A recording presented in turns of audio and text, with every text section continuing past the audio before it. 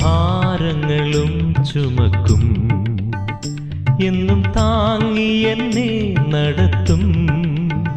കർത്തൻ തൻ കരത്താൽ കണ്ണുനീർ തുടയ്ക്കും, കാത്തുപാലിക്കുമെന്നെ നിത്യം. കർത്തൻ തൻ കരത്താൽ കണ്ണുനീർ തുടയ്ക്കും, കാത്തുപാലിക്കുമെന്നെ നിത്യം. എന്റെ സങ്കേതവും ബലവും ഏറ്റവും അടുത്ത തുണയും, എന്തൊരാപത്തിലും ഏതു നേരത്തിലും എനിക്കെന്നും എൻ ദൈവമത്രേ. എന്തൊരാപത്തിലും ഏതു നേരത്തിലും എനിക്കെന്നും എൻ ദൈവമത്രേ. ഇപ്പോൾ നാം ശ്രവിച്ചുകൊണ്ടിരിക്കുന്നത് മോർണിംഗ് വോയിസ് എന്ന ആത്മീയ ശുശ്രൂഷയാണ്. ഇന്ന് ദൈവവചനത്തിൽ നിന്നും കർത്താവിൻ്റെ ദാസൻ വിജയദാസ് ചുട്ടിക്കോണം ധ്യാനചിന്തകൾ പങ്കുവയ്ക്കുന്നു. ദൈവനാമത്തിന് മഹത്വമുണ്ടാകട്ടെ. മോർണിംഗ് വോയിസിൻ്റെ എല്ലാ ശ്രോതാക്കൾക്കും പ്രഭാതവന്ദനം അറിയിക്കുന്നു.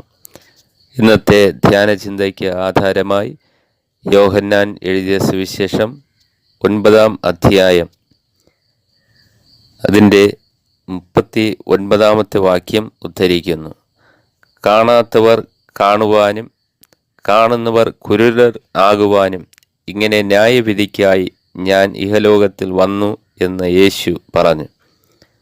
ഈ വാക്യത്തിൻ്റെ ആദ്യ ഭാഗത്തെ വാക്കുകളാണ് നമുക്ക് ചിന്തനീയമായിരിക്കുന്നത്. കാണാത്തവർ കാണുവാൻ.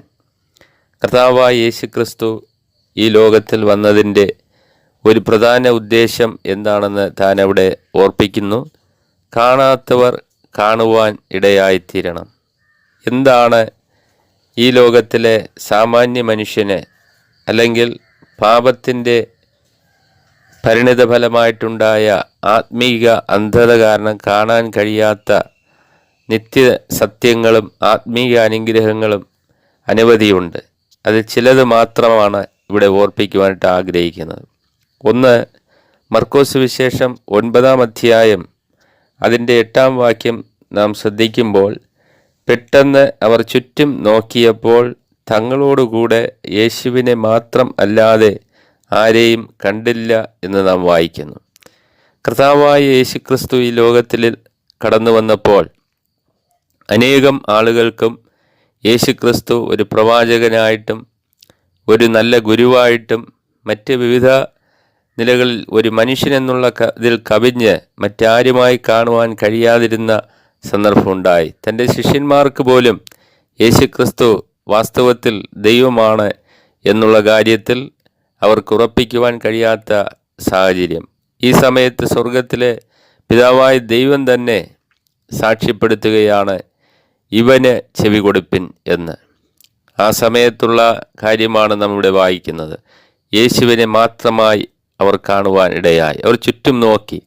ഇന്ന് പകൽക്കാലം ഈ രാവിലെ സമയം നമ്മുടെ ജീവിതത്തിൽ യേശു ക്രിസ്തുവിനെ തനിയെ കാണുകയാണെങ്കിൽ, യേശു ക്രിസ്തുവിനെ മാത്രമായിട്ട് നാം ജീവിതത്തിൽ കാണുകയാണെങ്കിൽ, യേശു കർത്താവിൻ്റെ ഔന്നത്യം, തൻ്റെ നിത്യമഹത്വം നമ്മുടെ ഹൃദയത്തിൽ ഏറ്റവും വലുതായി കാണുകയാണെങ്കിൽ, തീർച്ചയായിട്ടും നാം ഒരു നിമിഷം അവിടുത്തെ പാദത്തിൽ നമസ്കരിക്കുകയും കർത്താവിൽ നമ്മുടെ സകലവിധമായിരിക്കുന്ന ഭാരങ്ങളും ഭരമേൽപ്പിച്ചുകൊണ്ട് നമ്മുടെ ജീവിതത്തിൻ്റെ അനുഗ്രഹത്തിൻ്റെ പാതയിലേക്ക് മുന്നേറുവാൻ ഇടയായിത്തീരുന്നതാണ്.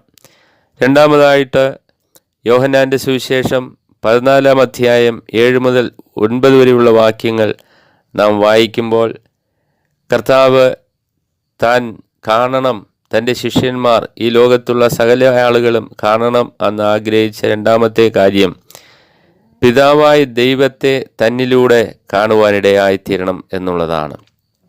ലോകസ്ഥാപനം മുതൽ മനുഷ്യോൽപ്പത്തി മുതൽ എല്ലാവരുടെയും ആഗ്രഹമാണ് പിതാവായ ദൈവത്തെ, ഉന്നതനായ ദൈവത്തെ കാണണം എന്നുള്ളത്. കർത്താവ് ഈ ലോകത്തിലായിരുന്നപ്പോൾ മനുഷ്യവർഗത്തോട് പറഞ്ഞു, പിതാവിനെ കാണണമെങ്കിൽ എന്നെ കാണണം, എന്നെ കണ്ടവൻ പിതാവിനെ കണ്ടിരിക്കുന്നു. യേശുക്രിസ്തുവിനെ നോക്കാത്ത അല്ലെങ്കിൽ യേശുക്രിസ്തുവിനെ ഗണ്യമാക്കാത്ത ആർക്കും ഒരിക്കലും നിത്യ ദൈവത്തെ ഗ്രഹിക്കുവാനോ കാണുവാനോ അറിയുവാനോ കഴിയില്ല എന്നുള്ള യാഥാർത്ഥ്യം ഇന്നും അനേകർ ഗ്രഹിച്ചിട്ടില്ല. പിതാവിനെ തന്നിലൂടെ കാണണം എന്ന് കർത്താവ് ആഗ്രഹിക്കുന്നു.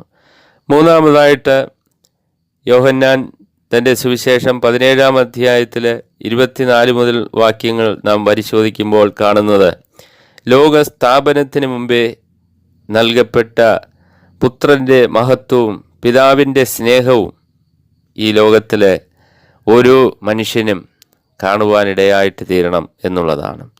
കർത്താവായ യേശുക്രിസ്തുവിൻ്റെ ഉൽപ്പത്തിയെക്കുറിച്ച് പലരും ചോദ്യങ്ങൾ ഉന്നയിക്കാറുണ്ട്. തൻ്റെ നിത്യ അവസ്ഥയെക്കുറിച്ച്, താൻ നിത്യനായ ദൈവമാണെന്നുള്ളതിനെക്കുറിച്ച് നിശ്ചയമില്ലാത്ത ആളുകൾ അനേകം പേരുണ്ട്. എന്നാൽ തൻ്റെ നിത്യമഹത്വം, ദൈവത്തിന് തുല്യനായിട്ടുള്ള തൻ്റെ നിത്യത, തൻ്റെ പിതാവുമായിട്ടുള്ള സ്നേഹം, അതെല്ലാം ഒരു മനുഷ്യൻ്റെ ഹൃദയ കണ്ണുകൾ കൊണ്ട് കാണുവാൻ കഴിയുന്ന സത്യങ്ങളാണ്. അതിന് തിരുവെഴുത്തുകളുടെ പ്രകാശനം ഏറ്റവും പ്രയോജനകരമാണ്. ആ നിലയിൽ ദൈവമഹത്വവും നിത്യമഹത്വവും കാണുവാൻ ഇടയായിത്തീരണം. അതാണ് കർത്താവ് ആഗ്രഹിച്ച മറ്റൊരു കാര്യം.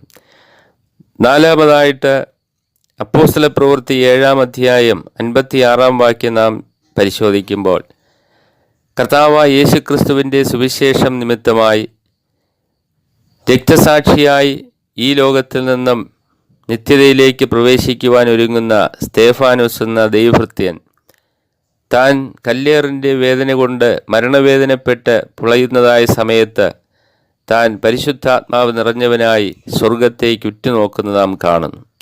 അപ്പോൾ തനിക്ക് കാണുവാൻ കഴിയുന്നത് തുറന്ന സ്വർഗമാണ്. അവിടെ പിതാവായ ദൈവത്തെയും കർത്താവായ യേശുക്രിസ്തുവിനെയും താൻ കാണുന്നു. ആ സാക്ഷ്യം താൻ അവിടെ പ്രസ്താവിക്കുകയും ചെയ്യുന്നുണ്ട്. പ്രിയമുള്ളവരെ, ഇന്ന് രാവിലെ സമയം പല പ്രതിസന്ധികൾ, പല വേദനാജനകമായ അവസ്ഥകൾ, ജീവിതത്തിൻ്റെ പരുക്കൻ അനുഭവങ്ങളിൽ കൂടെ കടന്നു പോകുന്നവരും ഒരുപക്ഷെ ഇത് ശ്രദ്ധിക്കുന്നുണ്ടായിരിക്കാം. എന്നാൽ ദൈവാത്മാവിനാൽ നിറയപ്പെട്ട് ആ സ്വർഗത്തിലേക്ക് കണ്ണോടിക്കുകയാണെങ്കിൽ നമുക്ക് വേണ്ടി മാത്രം തുറക്കപ്പെട്ടതായ സ്വർഗം നിശ്ചയമായും കാണുവാനും നമുക്ക് വേണ്ടി അനേകം കാര്യങ്ങൾ ക്രമീകരിക്കുവാൻ സർവശക്തനായ ദൈവത്തെയും നമ്മുടെ കർത്താവായ യേശുക്രിസ്തുവിനെയും നമുക്ക് നിശ്ചയമായി കാണുവാനായിട്ട് സാധിക്കും. ആ തുറന്ന സ്വർഗത്തിൻ്റെ മുൻപാകെ ഇന്ന് പകലിലെ ജീവിതം നയിക്കുവാൻ വലിയവനായ ദൈവം നമ്മെ സഹായിക്കട്ടെ.